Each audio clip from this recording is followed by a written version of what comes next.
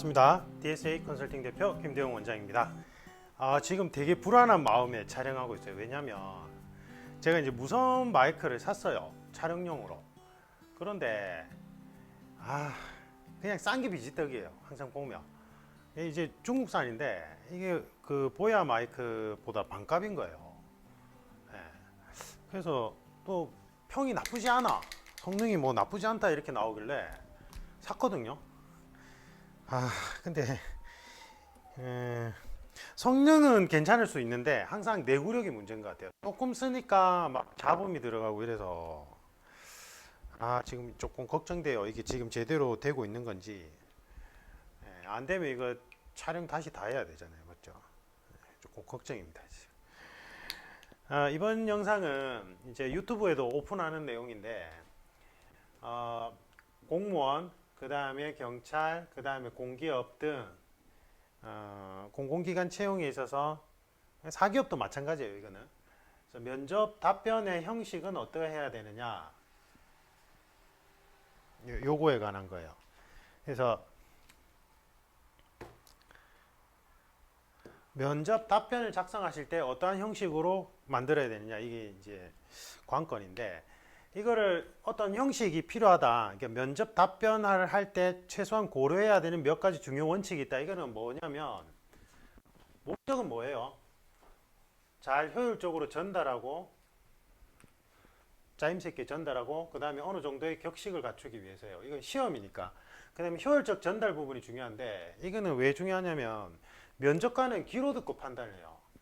면접관에 따라서 성실한 분들은 이제 필기를 할 수 있겠죠. 이렇게 필기를 할 수 있는데 그렇게 하는 분들 드물어요. 그럼 이제 귀로 막 듣고 이 사람이 말하는 내용을 파악해야 돼요.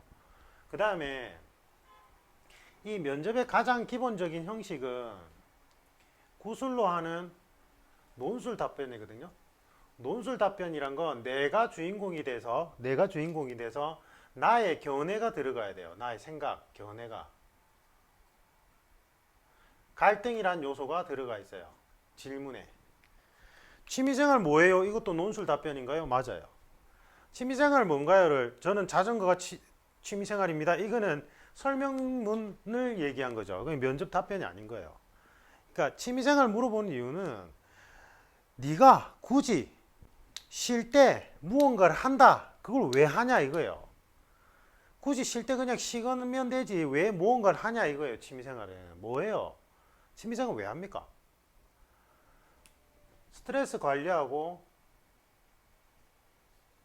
문화활동이죠. 일종의 문화활동이니까 내가 뭐 다양한 욕구가 있는데 그 욕구에 충족하는 거예요. 그래서 자기 조절 능력을 키울 수 있고, 그 다음에 문화활동을 통해서 인간답게 살아갈 수 있겠죠. 문화활동일 수 있겠죠.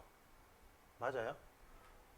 그러면 내가 취미생활을 소중하게 생각하는 이유를, 저 같은 경우는 무술을 오래 수련했잖아요. 그래서 검도는 한 20년 가까이 했고, 대한검도에 지금 이제 칼리 지도자로 활동하면서 이제 공안직 현직자분들한테 무료로 동호회 운영한단 말이에요. 가르쳐 드리죠. 이제 일반인도 받기 시작을 했어요. 유튜브에 루터샘 아카데미라고 검색을 하시면, 루터샘 아카데미라고 검색을 하시면 유튜브 채널이 하나 더 있어요. 제가 운영하는. 여기는 이제 공안직 대상자분들을 대상으로 또는 일반인을 대상으로 이제 칼리라는 무술, 칼리 아르니스라고 알려져 있죠. 뭐 영화 아저씨에 나온 원빈이 뭐 쓴 기술 뭐 이러고 저쩌고 하던데, 스틱, 나이프, 맨손 근접격 수술, 더티 복싱, 그러한 것들이 들어가 있어요. 뭐 관심 있으시면 한번 보십시오. 저는 무술을 왜 하냐면, 저는 제 나름대로 나의 삶의 밸런스를 맞추기 위해서 취미생활로 무술을 해요. 아주 오래 했죠. 30년 넘었어요. 내 삶의 밸런스를, 다시 얘기하면 내 삶의 밸런스가 무너졌을 때 무술 수련이 나에게 주는 영감이나 깨달음 점이 아주 많아요. 그게 취미생활이에요. 그러니까 취미생활 뭐예요? 이렇게 얘기했을 때, 네, 저는 검도를 좋아해서 검도를 수련했습니다. 이거하고, 어떤 일화를 설명하면서 내 삶의 밸런스가 무너졌을 때 검도 수련을 통해서 이러이러한 점들을 끊임없이 극복해 나갔다. 그래서 내 삶에 있어서 검도라는 취미생활은 이러이러한 역할과 의미를 가지고 있다. 이렇게 얘기하는 거랑 다르단 말이에요. 맞죠? 그래서 답변을 들어갈 때는 갈등이란 요소에 대해서 내가 무엇을 어떻게 바라보느냐가 답변에 들어가야 돼요. 무엇을 어떻게 바라보고 어떤 감정을 느꼈고 무엇을 깨달았느냐, 이 내용이 들어가야 돼요. 그래야지만 질문에 대한 효율적인 답이 돼요. 됐어요? 그 다음에 흔히 얘기하죠. 두괄식으로 얘기하라. 이거는 반만 맞는 얘기예요. 한국 사람은 화법 자체가 미갈식이에요. 중요한 내용을 맨 뒤에 한다고요. 앞에는 으물으물 하다가 맨 뒤에 중요한 얘기를 해요. 근데 이게 우리한테는 익숙해요. 귀에도 익숙하고요. 근데 면접장에 들어가면 과도하게 긴장을 하다 보니까 뒤에 핵심적인 얘기를 말해야지 이래버리면 앞에 막 두서없이 얘기하다가 산으로 가버려요. 내용이 산으로 가버린다고요. 그런 경우가 아주 많아요. 그러니까 그럴 바에는 제일 중요한 내용을 먼저 해라. 저의 취미생활은 검도입니다. 물어본 질문에 대한 답, 그 다음에 거기에 대한 내용. 논술이라 했잖아요. 그래서 제가 이러저러한 갈등일 때 이러한 검도가 이러저러한 내 삶의 역할을 해준다 라고 내용을 붙이겠죠. 맞아요? 네. 두 가지 답변. 분량은 아나운서가 1분에 한 300자 내외로 얘기를 해요. 근데 일반인들은 200에서 220자 정도 얘기하거든요. 그러면 면접 답변은 1분 30초 분량이 제일 적당한데 이것도 이게 완전하게 뭐 정답은 아니에요. 왜냐하면 그런 경험 없어요? 어떤 사람이 한 3분짜리 얘기를 하면 너무 재밌어가지고 한 1분밖에 안 지난 것 같고 어떤 사람이 1분짜리 답을 하는데 너무 지루해서 3분, 4분, 5분 느껴질 때, 그러니까 시간이란 건 상대적 개념이에요. 그래서 꼭 1분 30초 분량에 얽매일 필요는 없지만 보통 이 정도 분량으로 얘기를 한단 말이죠. 면접의 진행 시간상. 그러면 이제 한 5줄 정도 되겠죠. 5줄 내외가 될 거예요. 워드로 쳤을 때, 한글 파일로 이렇게 쳤을 때 그렇게 될 거예요. A4 용지에. 근데 이거를 처음에 준비하실 때는 최대한 길게 적으세요. 7줄, 8줄, 9줄 정도 길게 적고 요 원칙에 따라서 길게 적은 다음에 줄이는 건 쉬워요. 그런데 늘리는 게 힘들어요. 됐죠? 그거 하나. 분량까지 얘기했습니다. 그 다음 핵심적인 내용은 뭐냐면 어필을 절대 하지 마세요. 이게 제일 많이 실수하는 거예요. 면접 제가 말하는 비전문적인 스피치 학원이나 면접 소위 말해서 면접 강사라고 하는 사람들이 자꾸 어필식 답변을 유도해요. 그래서 예를 들면 경찰 같은 경우에는 모든 답변에 경찰하고 연결하래. 미친 거 아니에요? 제가 볼 땐 미친 거예요, 그거는. 질문이 보세요. 취미생활이 뭐예요? 이 질문하고 당신의 취미생활을 경찰관이 되었을 때 어떻게 활용해 보고 싶습니까? 하고 질문이 완전히 다른 질문이에요. 그런데 모든 질문에 전부 다 저의 취미생활은 검도입니다. 그래서 저는 검도를 통해서 무슨 경찰관이 되겠습니다. 저희가 좋아하는 음식은 짜장면입니다. 짜장면을 통해서 나중에 경찰관이 되어서도 이건 극단적인 동료들과 함께 맛있게 먹겠습니다. 미친 거죠. 논술 시험이랬잖아요. 질문에 대한 답을 해야 돼요. 취미생활을 물었으면 취미생활에 대해서 이 포인트로 얘기를 하면 끝이에요. 거기다 굳이 경찰 이야기를 뒤에다 붙일 필요가 없어요. 그런데 모든 답에다 경찰이 그래서 경찰하고 연결해서 답을 하래. 스피치학원, 소위 말해서 국내 유명하다 스피치학원, 그 다음에 뭐 경찰이든 공무원 쪽에 유명 면접 강사라는 인간들이 그렇게 얘기하고 있어요. 구성 원리를 아예 모르는 거예요 지금. 그러니까 면접 시험이 정성평가 시험이고 면접 시험의 답변 형태가 단순한 설명문이 아닌 논술, 나의 인생의 가치 기준점에 관한 견해들, 이야기들을 이야기하는 거란 걸 모르는 거예요. 논술 시험에서 제일 중요한 건요, 물어본 질문에 대한 답을 하는 게 제일 중요해요. 취미생활이 뭐예요? 이 질문하고 취미생활을 활용해서 어떤 경찰관이 되고 싶습니까?는 다른 질문이라고요. 다른 주제고요. 그런데 답변마다 전부 다 경찰하고 연관지어서 생각을 하래. 그러니까 답변이 전부 다 동문서답이 되는 거예요. 제가 막 3번, 4번씩 떨어지고 서울, 경기, 강원 거기서 부산까지 내려오시는 분들 심정을 진짜 여러분들 모르실 거예요. 진짜 그 당사자분들이 아니면. 근데 와서 보면요 전부 다 그런 식이에요. 이제는 알겠어요. 제가 이 답변만 보면 이 어디서 코칭을 받았는지 알겠단 말이에요. 아닙니다. 논술 시험이란 건 질문에 대한 답을 하는 거예요. 그 다음에 갈등이라는 요소가 들어가고 나의 견해를 얘기할 때 무엇을 어떻게 느꼈고 어떻게 깨달았는지가 들어가야 돼요. 나의 가치 기준점이 들어가야 된다고요. 경찰이나 공무원, 공기업에 굳이 연결시킬 필요 전혀 없어요. 그거를 연결시켜서 생각하는 건 면접관의 판단 몫이에요. 여기서 중요한 원칙이 나오는데 면접 답변에서 면접관의 판단 요소를 침해해서는 절대 안 돼요. 그럼 면접관은 거부 반응이 일어나요. 시험 응시하러 온 인간이 자기가 이거예요. 마지막 할 만에 저는 선배님들과 함께 열심히 뭐 하고 싶습니다. 경찰 되지도 않았어. 공무원 되지도 않았어. 마지막 할 만에 그렇게 가르쳤대요. 이건 면접관의 판단 몫이죠. 이 친구를 합격시킬지 말지는 면접관의 판단 몫인데 벌써 자기가 마치 경찰관이 된 듯냐, 자기가 마치 검찰 수사관이 된 거냐, 아니면 자기가 마치 공무원이 벌써 된 것처럼 마지막 할 만에 저는 그래서 선배님 면접관을 보면서 선배님들과 함께 뭐 이러이러하게 생활하고 싶습니다. 쉬고 웃으면서 얘기해요. 면접관의 판단 몫을 절대 침해해서는 안 돼요. 그러면 바로 거부 반응 와요. 이거는 당연한 거예요. 정성평가 시험은 사람이 사람을 평가하는 건데 시험에 응시하러 온 사람이 시험을 마치 자기가 응시하러 온 사람이 자기가 스스로 합격한 것처럼 막 얘기를 해버리면 당연히 시험을 주최하는 면접관은 거부 반응이 일어날 수밖에 없어요. 당연한 거예요. 이것과 연결해서 어피식 답변을 해서는 안 된다는 거예요. 예를 들면 취미생활이 뭐예요? 이랬어요. 그러면 취미생활이 뭐예요? 이 질문은 당신의 인생에 스트레스나 자기조절이 필요할 때 또는 문화생활을 해야 될 때 이러한 상황에서 왜 검도를 통해서 무엇을 어떻게 얻고 있느냐라는 걸 물어본 건데 저는 검도를 20년 가까이 했습니다. 그리고 땡땡 검도장에서 지도사범에 거쳐서 수석 지도사범을 했고 제가 가르친 검도사범들만 해도 몇 명이 있습니다. 그리고 저는 무슨 시합에서 어떻게 뭐 준우승을 했습니다. 우승을 했습니다. 전부 다 어필식 답변이에요. 이 내용 다 빠져있죠 지금.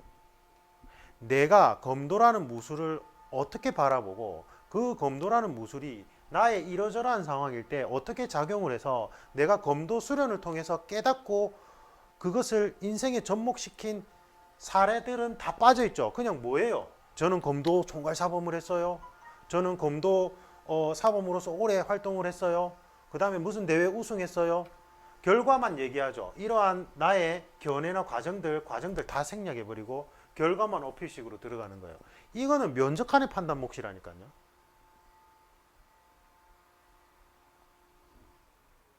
그래서 어필식 답변은 안 좋아요. 어필식 답변을 하게 되면 결과만 자꾸 어필하게 되고 이 결과에서 과정이 중요하거든요. 이 답변은 내가 무엇을 어떻게 느꼈냐, what과 how가 제일 중요하다고 얘기를 한단 말이에요. 상황 질문에서는 why라는 요소가 들어가긴 해요. 행동 중거점이 들어가야 되기 때문에. 근데 제가 그것까지 설명드리면 너무 어려워서 이제 면접 수강생분들한테는 이런 식으로 설명을 드리고 면접 강사를 희망하시는 분이나 면접관 분들한테는 이 요소들에 대해서 상세히 설명드려요. 상황 면접 질문의 구성 원리는 무엇이냐, 거기에서 대상자를 어떠한 기준점으로 어떻게 측정해야 되느냐, 후속 질문은 몇 단계로 구성해야 되고 후속 질문을 구성할 때는 어떠한 원리로 구성해야 되는가를 설명드리는데 여러분한테는 그게 필요 없잖아요. 그래서 제가 설명 안 드리는 거예요. 원래는 설명드렸어요. 근데 수험생들 대다수가 뭔 말이야 이렇게 그래서 뺐단 말이에요. 무엇을 어떻게 느꼈고 어떠한 깨달음을 얻었느냐, 이러한 과정들을 이야기해 줄 때 면접관이 같이 이 이야기에 공감하고 저 친구는 저러저러한 사람이구나 라고 판단할 수 있는데 이러한 중요 핵심 과정을 다 생략해버리고 결과로만 저는 검도 사범했어요, 토익 900점 받았어요, 무슨 도대 우승했어요, 이런 것만 단순하게 열거식으로 나열해버리면 이러한 과정이 다 빠졌을 때 과연 면접관이 여기에 대해서 어떤 감흥을 받을 수 있을까요? 그럼 굳이 면접할 필요 뭐 있어요? 보니 그냥 서류로 제출하라고 하면 되는 건데. 안 그래요? 맞잖아요. 그러니까 면접이란 거 여러분들이 뭐 얼마나 잘했냐 이런 거 판단하는 시험 아니에요. 면접이란 건 이 사람이 어떠한 생각으로 어떻게 살아왔고 어떻게 살아갈 건지에 대해서 이 사람의 인생의 가치 철학에 대해서 체크하는 시험이라고요. 근데 왜 결과만 어필하는 어필식 답변으로 하라고 얘기하냐고요. 거기다 열거식으로. 그래서 제가 다 비전문가라고 얘기하는 거예요. 제가 뭐 오만해서 그런 게 아니라 전문가들 많아요. 특목대 분야인 전문가들 넘쳐나요, 진짜. 그 다음에 그 커리어 컨설팅 쪽에서 저보다 더 이전부터 저희 때는 저희가 1세대인데 제가 그랬잖아요. 이게 정식 직업이 아니었다니까요. 그러니까 다 그냥 미국, 유럽 유학 갔다 온 분들이 그때는 거기에는 이제 정식 잡이었으니까 그분들이 소개로 해서 이런 거를 했단 말이에요. 면접 학원 개념도 없었어요 그때는. 근데 이제 저보다 좀 더 오래 경력을 가진 분이 있는데 커리어 컨설팅에 그분 진짜 전문가예요. 근데 그런 분들하고 얘기하면요, 그분이 이제 서울에 있는 유명 컨설팅사인데 얘기하면 서로 다 통해요. 그러면서 저보고 아니 어떻게 공무원 경찰 면접 학원 쪽에 있냐고. 자기가 그 길을 이제 잠깐 살펴보니까 완전 기함을 했다는 거예요. 너무 비전문적이라서 웃기대요. 이런 식으로 얘기를 하라고 했다니까. 그러면서 하는 말이 거기 전문가가 있긴 있어요 이라는 거예요. 저보고 저거 없다고 했어요. 이런 식으로 얘기를 하는데 그게 어떻게 전문가예요? 맞죠? 제가 또 이렇게 얘기하면 어떤 댓글이 달리는지 아세요? 선생님 내용은 너무 좋으나 마치 싸우듯이 얘기하시네요. 너무 화를 내면서 얘기하시네요. 이래요. 도대체 제가 열정적으로 강의하는 모습이 좀 짜증 섞인 투로 얘기하는 게 불쾌한 얘기가 왜 중요한가요? 네, 한번 한번 생각해 보세요. 제가 면접 과락을 피하는 법이 영상을 찍었는데 내용은 공감돼요. 그런데 선생님 말투가 마음에 안 들어요. 이래요. 지금 제 말투가 중요한가요? 내용은 공감이 된다는 건 내가 거기에 해당 사항이 있다는 거잖아요. 에? 아니면 본인의 주변 사람들이. 그러면 제가 무료로 영상 강의를 올려드린 건데 감사하다고 표시하고 내가 바꿔서 내가 최종 합격하는 거에 주안점을 두셔야지. 강사가 말하는 말투가 마음에 들어 안 들어 이런 얘기를 할 필요가 있을까요? 저는 아니라고 생각해요. 예. 진짜로요. 만약에 이게 먹방이에요. 먹방이고 뷰티 뭐 이런 강의예요. 그러면 항상 기분 좋게 뭔가 하려고 이런 영상을 보는 거니까 제가 웃으면서 얘기하고 긍정적인 에너지를 막 전달해야 되는데 저는 여러분들을 가르치는 선생이에요. 여러분들의 인생의 가치 기준점이 명료하지 않다면 명료하게끔 유도를 해드려야 되고 여러분들이 오만한 자세와 예?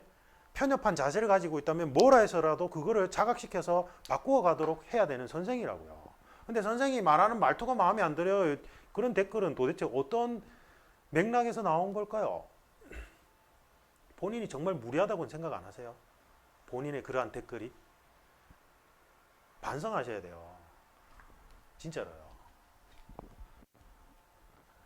어차피 이 채널은요, 면접 채널은요, 유튜브를 운영해서 유튜브 수익으로 하는 채널이 아니에요, 이 채널은. 그냥 제가 너무 답답해서 조금이라도 좀 제대로 된 FM적으로 뭔가 흘러가길 바라는 마음에서 굳이 제 시간 쪼개가지고 올리는 거. 물론 홍보 효과도 있긴 있죠. 근데 그게 그렇게 클까요? 구독자 수가 많지 않은데. 너무 슬프게도. 예? 그런데 그런 내용이 너무 좋은데 말투가 마음에 안 들어요. 이런 발상은 어디서 나온 걸까요? 고마워해야죠. 제가 지금 무료로 영상 강의를 해드리는 건데. 안 그래요? 맞잖아요.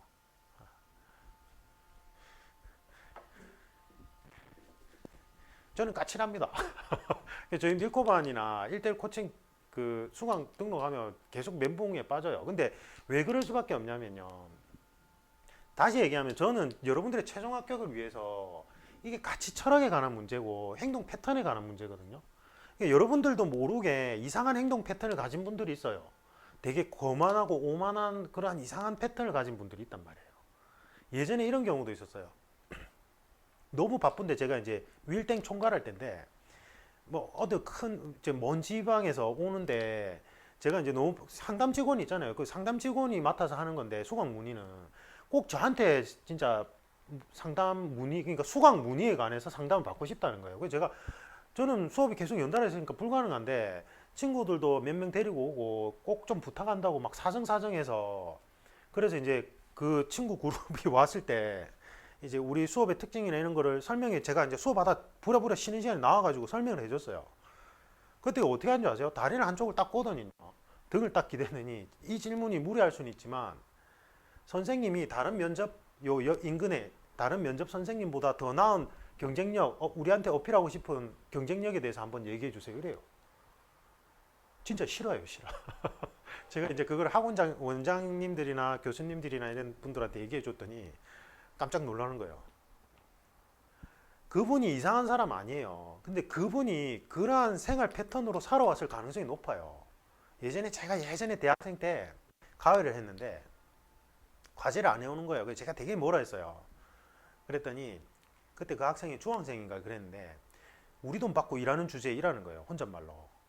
그래서 제가 너무 놀래가지고 어머니한테 얘기를 했어요. 그랬더니 어머니가 너무 놀래서 죄송하다 하고 며칠 지나서 어머니가 전화가 오셔가지고 막 울먹거리면서 선생님 제가 잘못 키웠나 봐요 이러는 거예요. 왜요? 이랬더니 이제 왜 그런 말 그런 못된 말을 썼는지 알려고 같이 이제 이렇게 좋은 분위기에서 한번 물어봤더니 세상에 엄마 아빠가 그렇게 얘기하더니 우린 그거 들은 거지 이래요. 그러니까 무슨 말이냐면 과외 선생님 없을 때 그 학생의 어머니 아버지가 그런 식으로 과외 선생들을 아이들 보는 앞에서 이렇게 얘기했던 거예요. 우리 돈 받고 일하는 인간들 뭐 이런 식으로 얘기를 했나 봐요. 그러니까 아이가 그거를 듣고는 그 얘기를 그냥 과감 없이 자기가 기분 나쁘다고 얘기를 한 거예요.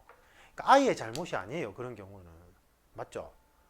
그 부모님이 너무 경솔하게 아이 보는 앞에서 그래도 과외 선생도 선생인데 함부로 이야기한 게 아이에게 영향을 미친 거예요. 그러니까 아까 말한 그 친구 있죠? 예? 다리를 꼬았는지는 제가 기억이 조작됐을 수도 있어요. 좀 몇 년 전이라서. 근데 제가 그런 인상으로 보였다는 거겠죠. 저도 이제 너무 화가 나서. 근데 그냥 아무 말 안 하고 멀리서 왔고, 그리고 막 거기에 대해서 제가 이제 저한테 돈을 내고 코칭을 받는 분이라면 그 자리에서 되게 뭐라 할 텐데, 그냥 수강 문의 온 분이라서 제가 너무 바빠서 그걸 못 할 테니까 그냥 본인이 알아서 판단하시라 하고 그냥 나가버렸어요. 나가버렸는데, 그분, 그런 행동 패턴을 가진 분이라면 면접장에 들어가서 내가 겸손하다는 말을 할 수 있을까요? 예, 아니란 말이에요. 그게 자기도 모르게 그러한 패턴이 가지고 있는 거예요. 그러한 패턴들을. 예, 그거를 제가 이제 깨부셔 드려야 돼요. 면접 코칭을 할 때. 진짜 저는 그래서 밀착 코칭반 되게 강하게 그렇게 하거든요. 왜냐하면 최종 합격이 목표잖아요. 최종 합격이. 아니 내가 그러한 생활 패턴을 가지고 있으면서 저는 항상 겸손하고 선배님들을 잘 따르고 선생님들을 공경합니다 이런 말을 했을 때 전달이 되겠냐고요. 안 돼요. 그게. 예. 그리고 그분의 아주 극히 일부분일 수도 있어요. 그분이 아주 좋은 분인데 너무 이제 시험이 다가오고 최종 관문을 앞두고 너무 스트레스를 받아서 자기 나름대로는 이제 쉽사리 결정을 못 하겠고 하니까 그렇게 무심결에 나온 걸 수도 있어요. 누구나 사람 실수하기 때문에. 그래서 그 하나를 가지고 그분을 매도하고 싶지는 않지만 그게 불쑥불쑥 나올 때는 그러한 생활 패턴을 가지고 있는 거거든요. 그러니까 저는 거기에 대해서 이제 코칭해 드리는 역할인 거예요. 제가 뷰티나 먹방을 하는 게 아니라고요. 예, 그러니까 댓글에 그런 식으로 댓글 달지 마세요. 저도 힘 빠져요. 그런 댓글 보면. 제가 막 시간 내서 여러분한테 어떻게든 도움이 되고자 이런 거를 막 목이 아프게끔 영상 촬영하고 진짜 이게 비용이 많이 들어가요. 영상이. 이게 촬영하고 편집하고 시간적 기회비용이 많이 들어간다고요. 예. 그리고 돈은 전혀 안 돼요. 이게 먹방이나 이런 뭐 뷰티 유튜브처럼 그렇게 안 돼요. 그래서 차라리 위에 보면 후원하기 있습니다. 제가 뭐 그런 게 기능이 있다길래 후원하기 좀 해주시고 차라리 그렇게 얘기해 주시면 제가 예 하겠죠. 후원을 해주시는 감사한 분이니까 선생님 내용은 좋은데 말이에요. 너무 짜증식으로 얘기하니까 제가 밥 먹다가 체할 뻔했어요. 좀 기분 좋게 얘기해 주세요. 같은 내용이라도 이러면 감사합니다 하고 제가 그렇게 하겠죠. 왜냐면 후원해 주시는 분이니까. 예, 진담입니다. 아시겠죠? 그래서 여건이 되시면 뭐 후원해 주기 하시면 좋아요. 왜냐하면 이게 제가 채널을 이것도 사실은 공원직 계통에 이제 제가 위기상황 대처 훈련 프로그램을 개발 중인데 다양한 자문위원을 두고 이것도 이제 칼리나 다양한 무술 기법 통해서 체포 진압 그다음에 뭐 체포 진압은 아니고 일반인들이 위기에서 탈출하는 뭐 그다음에 현직자라면 뭐 어떤 무술적인 도움을 드리고자 하는 건데 시간이나 기회비용이 많이 들어가요. 유튜브 채널을 운영하니까 그렇더라고요. 그래서 드리는 말씀입니다. 또 이야기가 삼천포로 빠졌습니다. 다시 그냥 딱 정리해 드릴게요.